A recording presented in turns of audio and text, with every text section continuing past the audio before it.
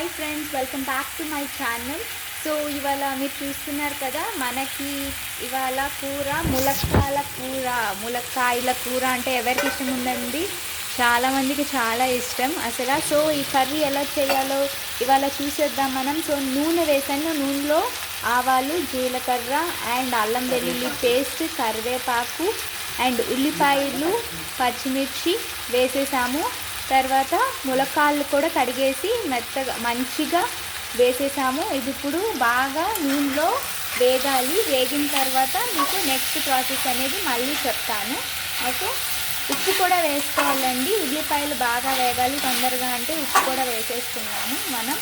So ఇంత మంచిగా కలుపుకుంటూ ఉండాలి, లేకపోతే అడగంటకుండా ఉంటుంది. కలుపుకుంటూనే ఉండాలి.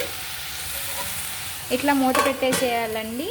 ఓకే, నెక్స్ట్ ప్రాసెస్ అనేది మీకు చూపిస్తాను. సో ఇవైతే కొంచెం వరకు మనకి మగ్గిపోయినాయి. అండ్ ఇవి టమాటాలు. ఈ టమాటాలు అవి కొంచెం మగ్గాక మనం ఈ టమాటాలు వేసేసుకుని, కారం వేసేసుకుని, తర్వాత నీళ్ళు పోసేసుకుంటే అయిపోతుంది మన కర్రీ.